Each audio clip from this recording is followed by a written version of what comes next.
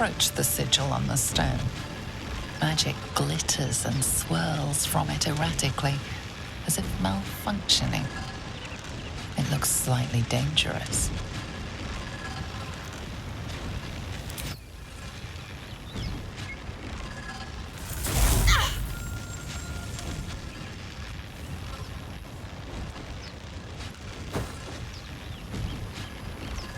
A hand? Anyone?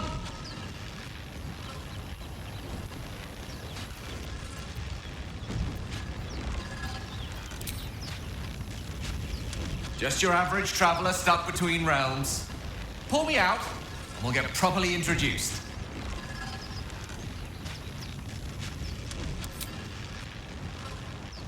Ow! Perhaps I should have clarified?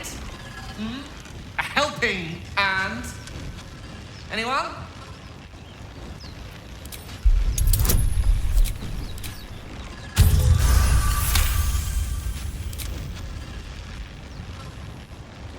That's it! Go on! Keep pulling! Ah!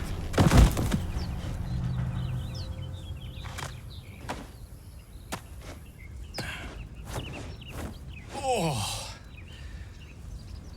Hello. I'm Gale of Waterdeep. Apologies. I'm usually better at this.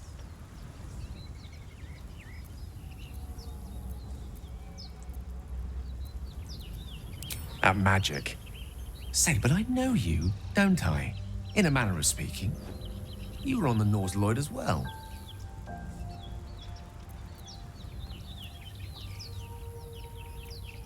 And I can only assume you too were on the receiving end of a rather unwelcome insertion in the ocular region.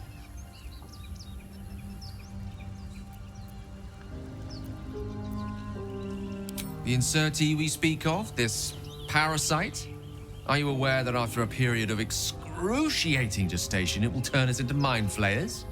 It's a process known as ceremorphosis, and let me assure you, it is to be avoided. You don't happen to be a cleric by any chance, do you? A doctor? Surgeon? Uncannily adroit with a knitting needle? You seem to know enough about our condition to realize it's beyond most clerics' skills. Most, no doubt, but I find myself hoping to be in the presence of the few. You don't happen to be one of them.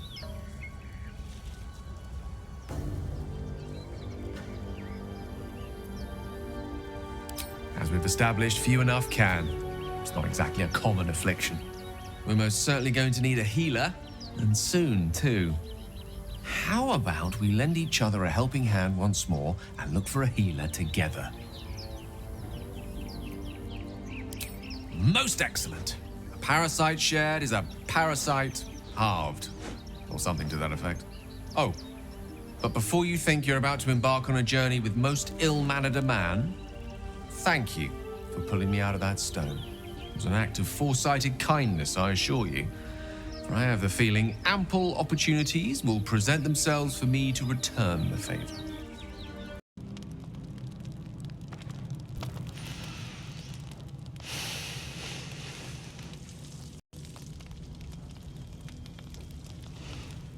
Go to hell.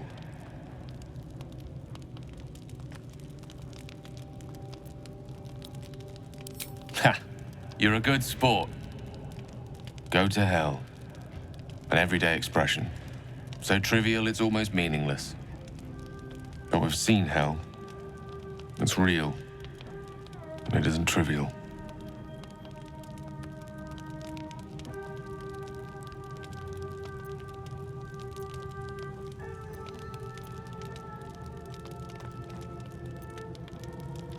Devils, dragons, mind flayers. They used to be abstracts. Pictures on a piece of paper. What a difference a day makes. Now we have tadpoles slithering through our heads like carnivorous feti. That's not abstract.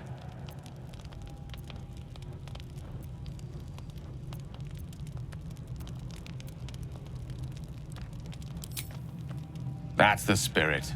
Let's be up with the lark. Find a healer before the wee one gets hungry. Tiring business, isn't it? All this traveling and adventuring. Why don't we take a little break, Allow ourselves a few moments of rest? Gives me a chance to talk to you about something, well, rather important.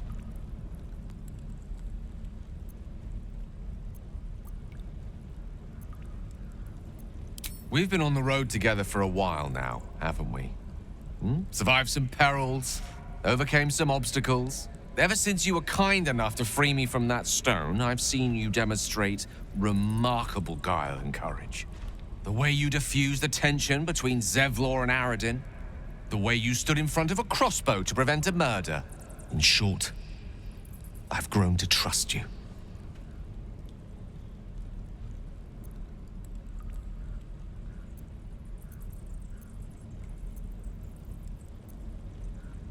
The reason I make a point of saying this is that I've grown confident enough to tell you something I've yet to tell another living soul, except for my cat. You see, I have this condition. Very different from the parasite we share, but just as deadly.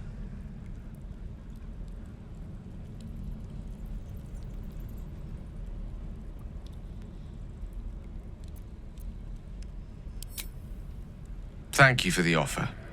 But the treatment for my condition is very specific. What it comes down to is this. Every so often, I need to get my hands on a powerful magical item and absorb the weave inside.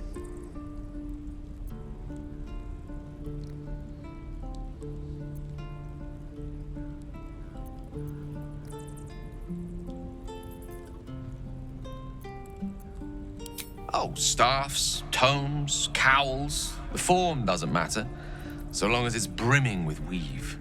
It's been days since I last consumed an artifact, since before we were abducted. It's only a matter of time before my craving returns. That is why I turn to you. I need you to help me find magic items to consume. It is vital. Dare I say it? Critical.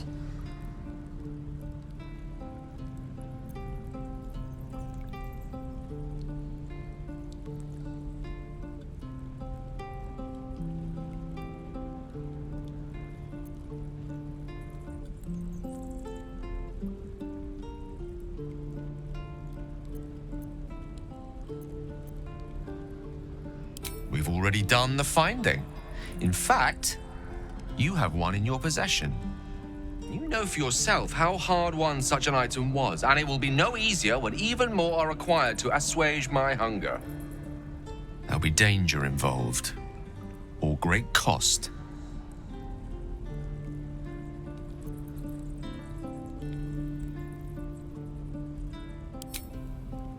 Valid question. If not out of the simple goodness of your heart, then perhaps your own self-interest might be sufficient motivation. Having a wizard like me around is quite the boon when facing the perils that stalk these lands. It'd be far harder for me to assist you if I could barely stand upright. Please, trust me. Your help could be the difference between life and death.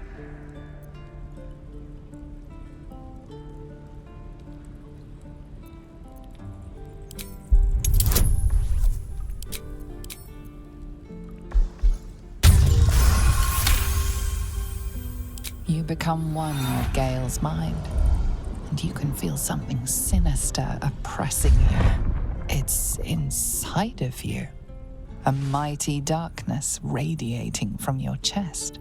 You could try to push further, but your hold over Gale feels brittle. It won't be easy delving deeper without him noticing.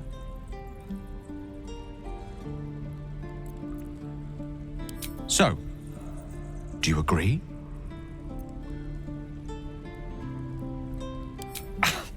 Thank you.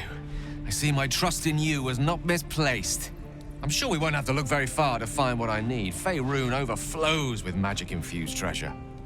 As do our packs, as a matter of fact.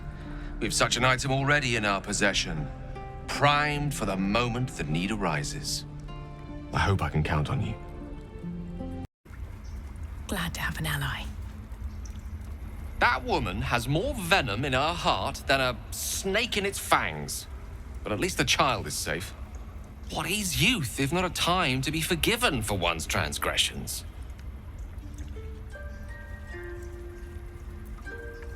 Couldn't agree more. The girl wasn't innocent, but that doesn't mean she was guilty. That scamp reminds me of myself when I was a nipper. Always getting into trouble.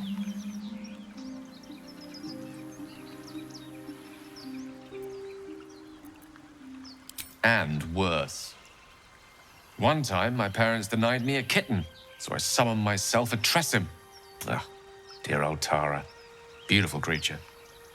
Benefits of a wizard's education, you see. Of course, my considerable talent didn't hurt either. Well, that depends on who you ask, I suppose. I may have summoned things rather more exotic than a winged cat.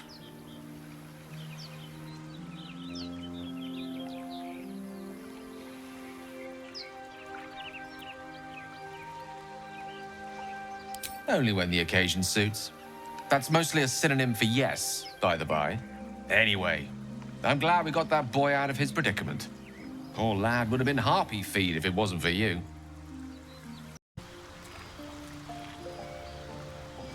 Go ahead.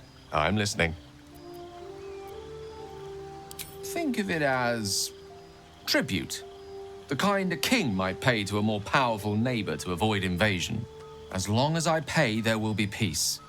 But should I ever stop, along comes a war. I can assure you, the battlefield would extend well beyond the borders of my body alone. Your enterprising approach to my problem is most encouraging. But it is a delicate process to keep my condition stable. I do not yet need to consume an item, but keep it close by. It will not be too much longer.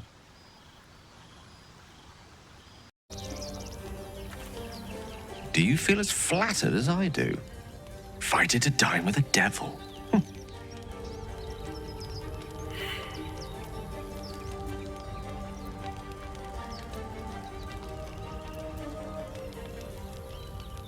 Believe me, that was a devil's equivalent of serenades and roses.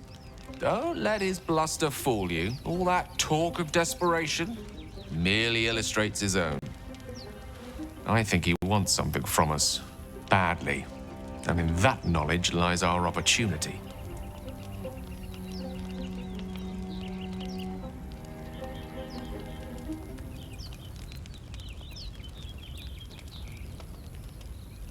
Our souls.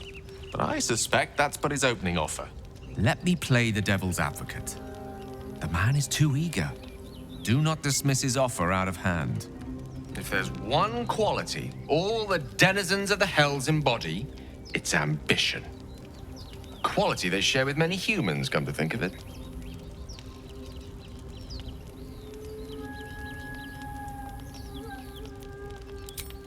By figuring out his true intentions. Fact one, there's something very strange and very powerful about our tadpoles. Fact two, a devil offers to take it away. Devils aren't known to aid mortals out of simple kindness. Whatever Raphael wants, we must be the key to getting it, along with our tadpoles. So, I say for now, we wait. If I'm right, Raphael will seek us out again, and when he does, there's a mighty bargain to be made. Remember his Cormyrean rhyme? Down came the claw. Perhaps we should start growing our nails. Oh, you'll have to speak slowly. I'm finding it quite difficult to concentrate with my condition gnawing at my insides like a teething displacer kitten.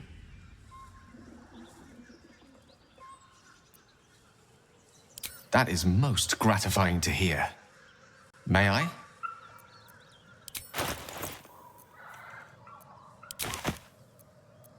Thank you.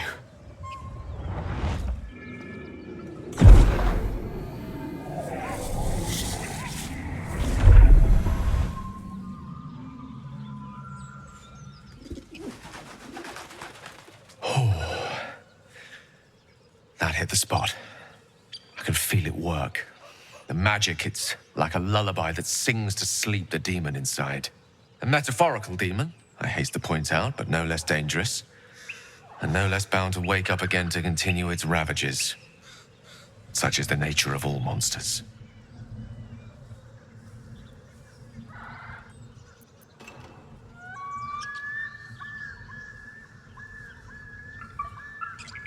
My words, my actions, my award-winning smile. Sincerely, though, I understand I ask a lot from you with few answers in return. But in time, all will be told.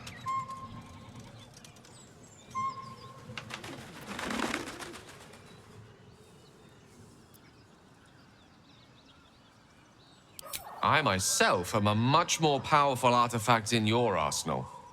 Rest assured of that. My condition is worsening again. I need to consume some powerful magic or it may become volatile.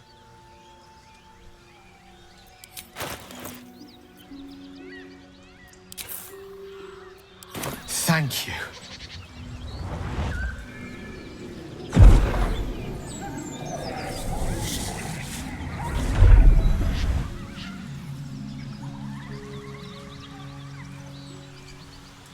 It is a strange experience. Each time anew, like a lost soul is spelunking through the darkness that is me, only to be sacrificed on the dread altar of the heart. Somehow the second artifact hasn't had the effect of the first. It's somewhat relieved the discomfort, but I fear my hunger hasn't quite...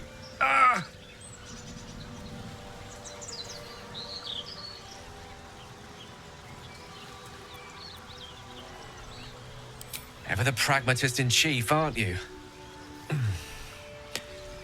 The magic isn't having the effect it should have. It's not like the last time, like a rainstorm that quells a forest fire. It merely drizzles.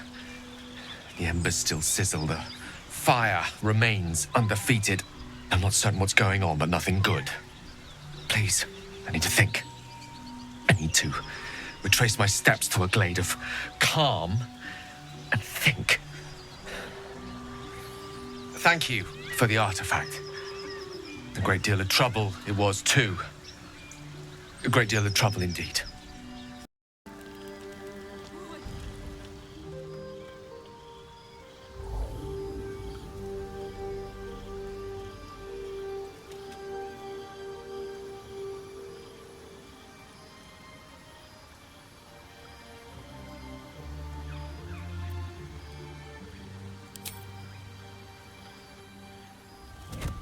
Oh.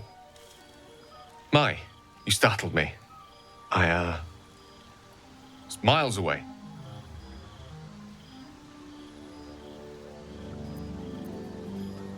In a manner of speaking, yes. I was lost in prayer of all things. Mistra, for indeed it was her image I conjured, commands all magic. Salvation, if such a thing exists, is hers to bestow or withhold. And yet even now, more than I fear losing my own self and soul, I fear losing my command of her art.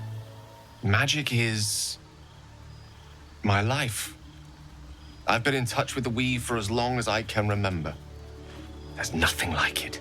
It's like music, poetry, physical beauty, all rolled into one and given expression through the senses.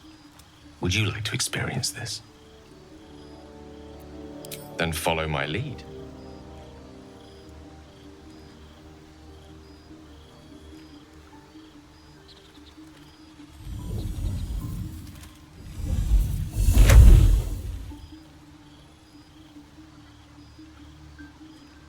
Now you.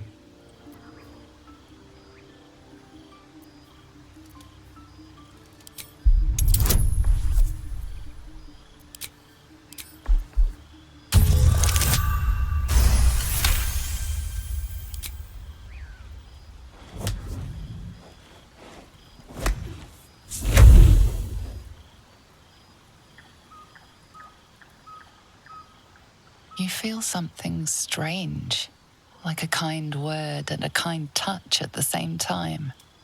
It's warm and comfortable. Excellent. Now, repeat after me. Athran Mistraril Kantrak Eo.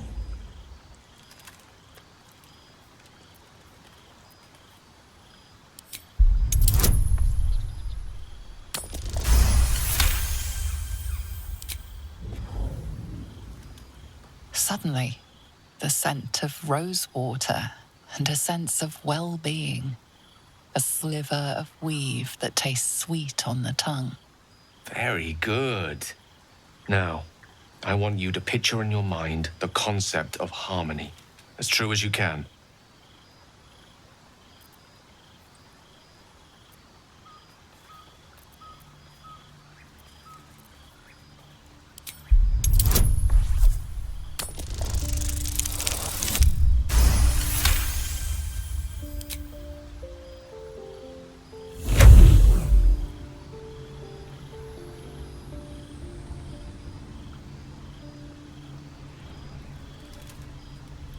You see, or is it sense, the presence of a woman. The woman who hovered over Gale's palm. There's something like the anticipation of a kiss, then the pleasure of being cloaked in peace. You are safe. You are nestled in the cup of Mystra's hand. You did it! You're channeling the weave. How does it feel?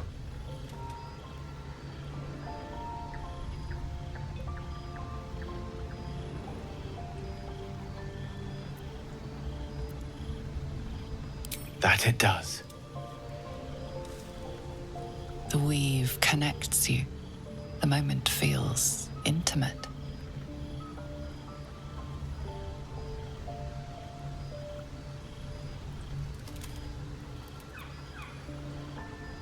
You realize the weave is making you one.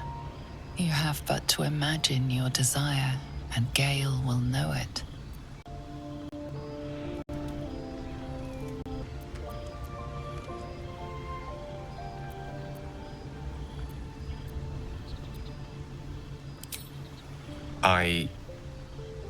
I didn't think. You perceive quick-fire gusts of embarrassment, trepidation, and finally, elation. Sorry, I wasn't expecting. But it is a pleasant image, to be sure. Most pleasant, in fact. Most welcome. The weave evaporates, and as it does so, you realize the night feels suddenly cold and lonesome. Oh. There it goes. How easily things slip away from us, no matter how hard they were in the obtaining. Good night. I enjoyed sharing a moment of magic with you.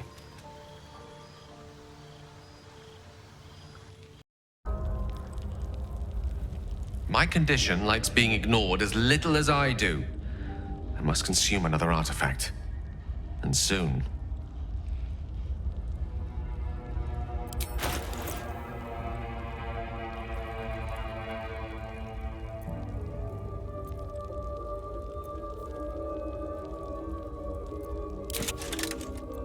Thank you.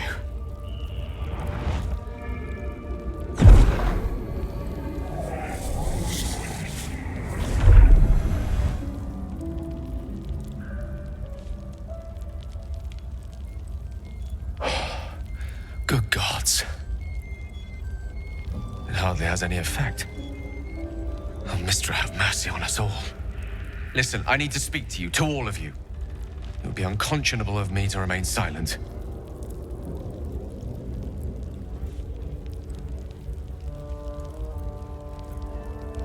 I appreciate it greatly, but I can no longer keep you in the dark.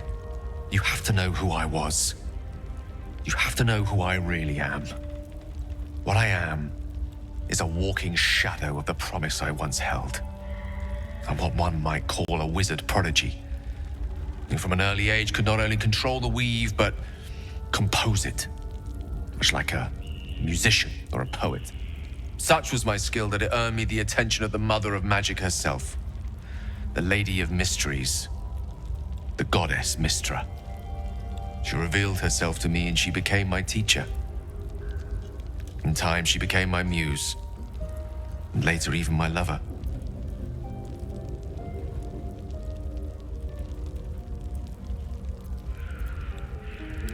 A mortal, enchanted by the allures of the divine? Is that not a tale as old as time? I merely happened to be one of its protagonists. We enjoyed each other's company. Body, mind, and soul. But even so, I desired more. You see, no matter how powerful a wizard we mortals can become, we never scratch more than the surface of the weave. Mystra keeps us in check. There are boundaries she doesn't let us cross, yet every time I was with her, I stood on the precipice, gazing into the wonders that lay beyond. I sought to cross her boundaries.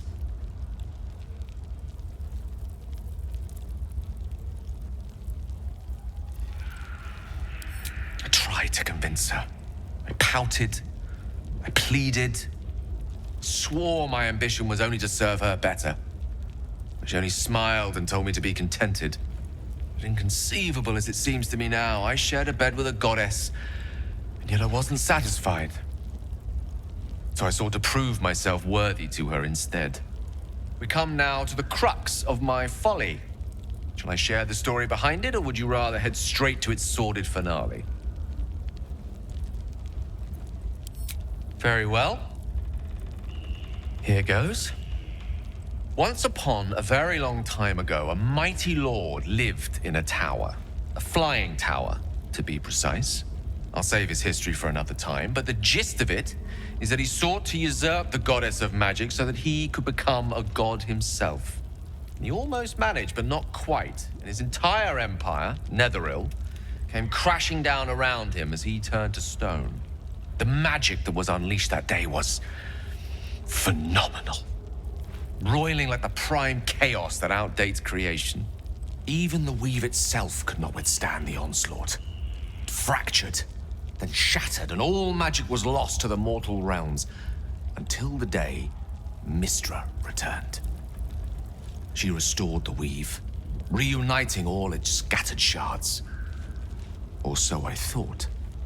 Until, in the course of my studies, I learned of a book. A Netherese tome in which a piece of the fractured weave had been sealed beyond her reach. What if, I thought, what if, after all this time, I could return this lost part of herself to the goddess?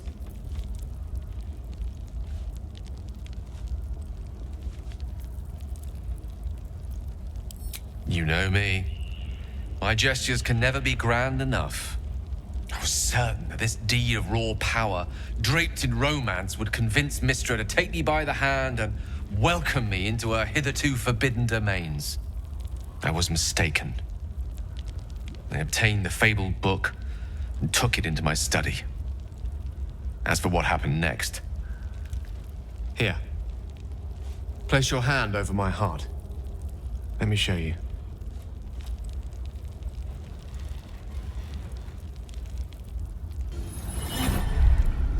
You feel the tadpole quiver as you realize Gale is letting you into the dark. You see through Gale's eyes, staring down the corridors of a dread memory. A book, bound, then suddenly opened. Inside there are no pages, only a swirling mass of blackest weave that pounces. Its teeth, its claws, it's unstoppable as it digs through and becomes part of you. And gods, is it ever hungry. What is it? What do you see?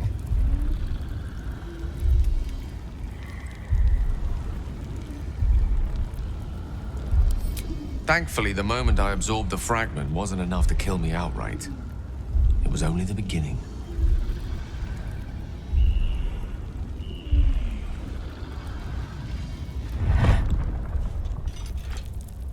This Netherese blight, this orb, for lack of a better word, is balled up inside my chest. And it needs to be fed. As long as I absorb traces of the weave from potent enough sources, it remains quiet. Were it ever to fully destabilize, however, I will erupt. I don't know the exact magnitude of the eruption, but given my studies of Netherese magic, I'd say even a fragment as small as the one I carry, it'd level a city the size of Waterdeep.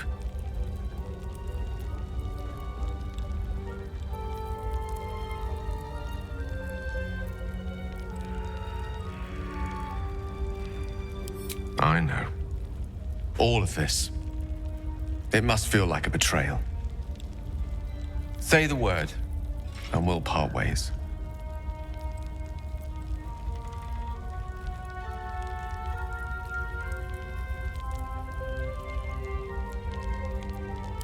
I would consume some midnight tears and venture as deep into the Underdark as I possibly could, till they cloud my eyes forever. With a bit of luck, I'd manage to make it to a mind flare colony so that when the orb erupts, one loud, last song of vengeance would reverberate through the dark.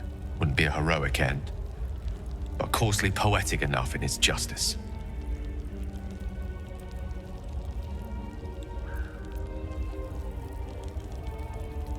That is a great relief.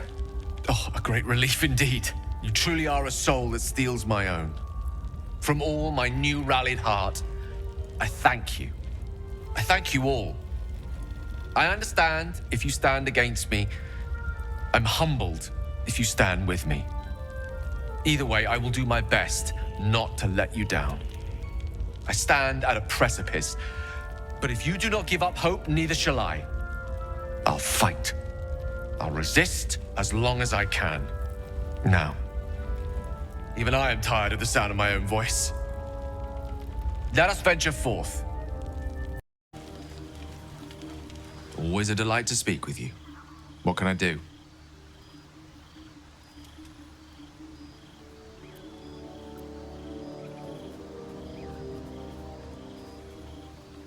Oh, I was surprised, but pleasantly so. Just like I said, amid the madness that has befallen us, it seems almost out of place to think of a romantic walk. And yet, now more than ever, it's important to recall what makes us human. Well, you know what I mean. A stolen glance, that sudden heartbeat. Sometimes the little things are worth more than kingdoms. They promise things to come.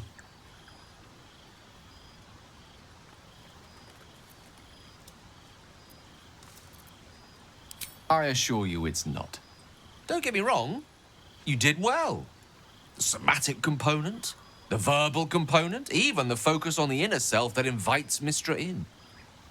But I was still your conduit. To perform such a feat alone requires much and arduous study. Yet it is life's most worthy pursuit in my impartial, if not humble opinion. Ah, yes. Karsus.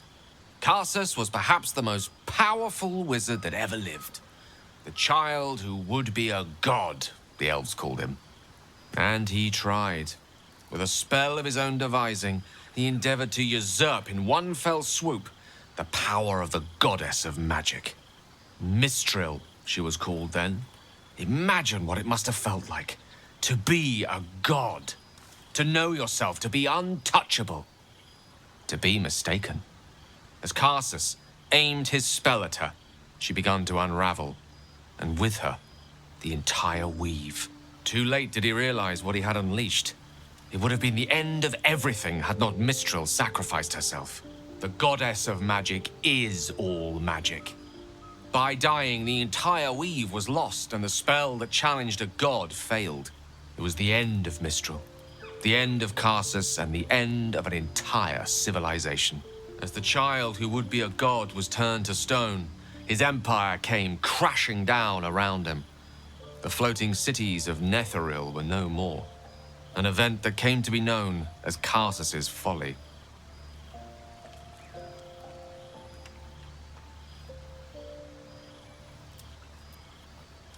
For a spell, Mistral was reborn as Mistra. Upon her return, the weave returned with her. Now, so many centuries later, I try to follow in the footsteps of Karsus. Not to destroy Mistra, but to prove my love for her. Try to control only a fraction of the magic that was unleashed that fateful day. I merely sought to return one tiny diamond to an imperfect crown. Gale's folly, one might call it. History, repetition. It's the way things go.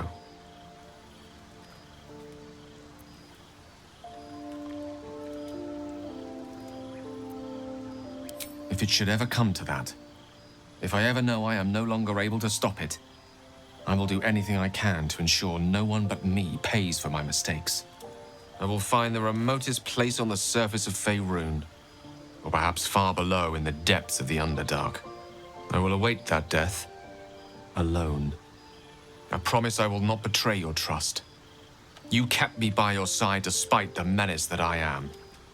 If worst comes to worst, I will be long gone before the curtain falls. I know what it is to hunger, and I know what it takes to keep that hunger under control. He's done that so far, despite his condition. So long as he sates his appetite elsewhere, I'm happy to give him the benefit of the doubt. My apologies. Not quite myself just yet. I had the strangest dream last night.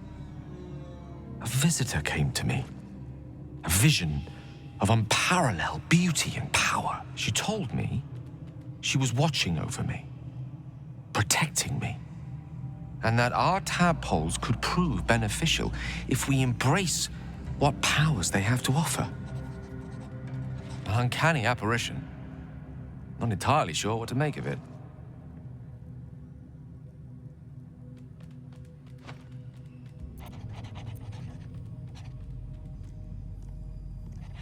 A real manifestation, perhaps, but not an individual of flesh and blood in the manner you or I would consider to be real.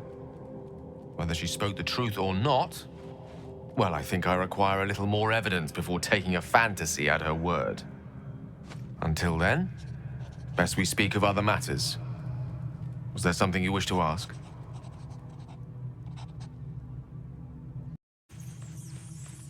Come on then, don't leave me in suspense.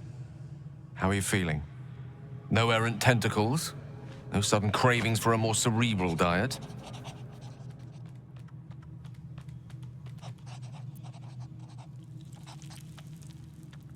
Wonderful.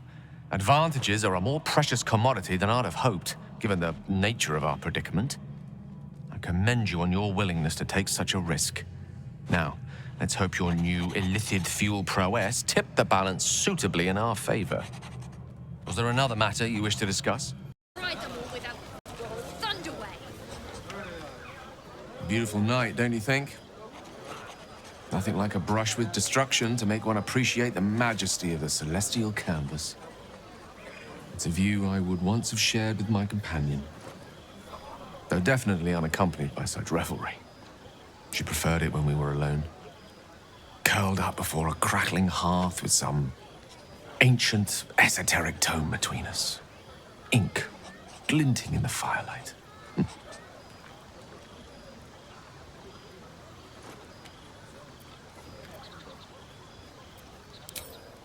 By a Garon's lost nose! No!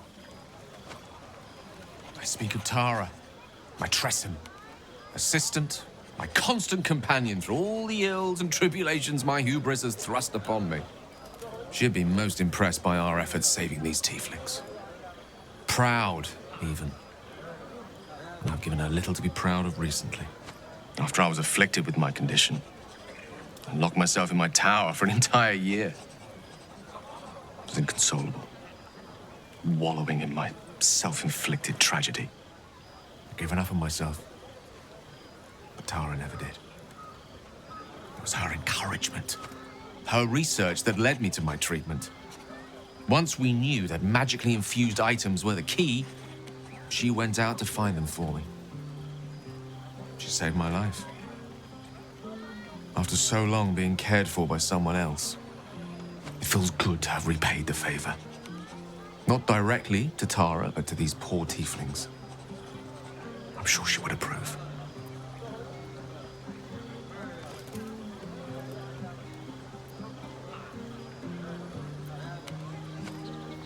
Sometimes. But I imposed it on myself, after all. I set up enough wards to keep an army at bay. Never mind the few colleagues who sought to inquire about my welfare. Tara did her best to keep my spirits up, of course, but there's only so much one Tressum can make up for one's entire social circle. She was often gone, seeking items to treat my condition. You're the first person I've spent any significant time with in a year or more.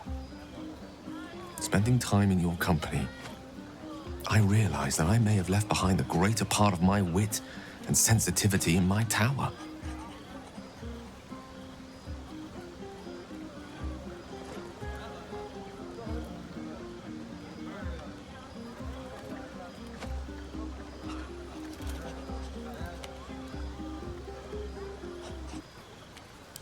Wait, are you saying... You know what? I think I've clearly had far too much wine. And you've had nowhere near enough. I think this is a conversation best held back on. For now. With my condition as volatile as it is, I fear any undue... excitement may tip it over the edge. So to speak. Go! Indulge in the frivolities. They're good for the heart. And mine will be all the lighter to see you enjoying yourself. Buzz of celebration quiets to a soothing hum as you approach your bunk.